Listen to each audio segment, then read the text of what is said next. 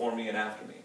And so some of these statistics are helping us in that way, because you'll notice that we have had a hard time getting people to own the Palms neighborhood, to say this is us and we're here long term and we want to change.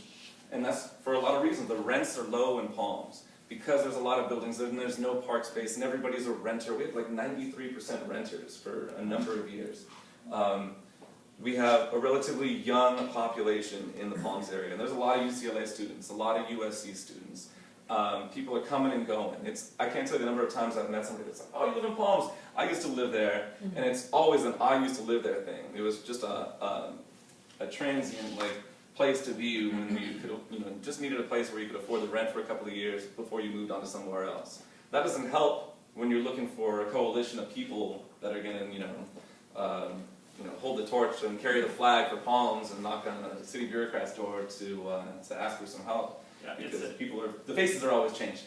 It's a really unique situation in Palms. I mean, you have people who come in for a period of time when they're at UCLA or USC, and then they go somewhere else. That doesn't mean they don't deserve, need, and require park space. But that also means they're probably not going to. They're not planting their roots in Palms. They're not necessarily going to get involved with, precious spare time that they have to try to improve the situation that they kind of understand is a temporary situation for them. So it's a pretty unique situation in Los Angeles. The 93% renters is part of what creates that situation, and it's part of the challenge we have to deal with. And the way we deal with it is sort of cognizant that is the way things are. But instead of pitching that to the powers that be and saying, oh, we're so helpless, feel sorry for us, we have to point out a lot of the positive things too. And Palms is one of the most diverse communities in all of Los Angeles. It is definitely the most diverse area of the west side of Los Angeles. That's something that we all are very proud about. And because of the number of students in the neighborhood, we're looking at almost 50% of the population is college educated.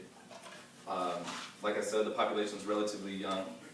We have a number of schools in the area, so there's a lot of young families. And like I said, when people are kind of looking for that place to stay for a little while to afford the rent, that just so happens to coincide with that time of your life when you're starting a family. And so the schools are very important to us. We have, I want to say, 5 or 6 elementary schools in the area, from public to parochial. And so obviously there's a need for open space as a result. Not only do we have a lot of people, we have a lot of young families, we have a lot of young people that are still active, and so we want to be able to figure out how we can serve those people best. And I think we have a little bit of a demonstration to kind of give you an understanding of what these statistics mean, because when you crunch the numbers, yeah, it ends up opening your eyes to something a little bit different. Yeah, so this is pretty unique. I mean, we come up with these statistics because they're sort of shocking, but they're actually true. So if you start at the top, Palms, the census says we have 4,600 kids that are 10 or less.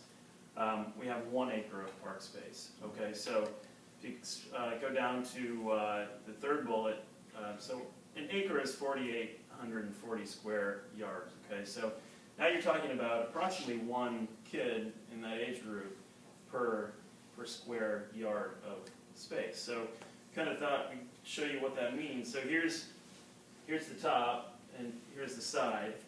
So you've got a square yard here. Now you've got, you've got 1 kid standing in the square yard. Now consider that there are obstructions and trees and beautiful flowers and grass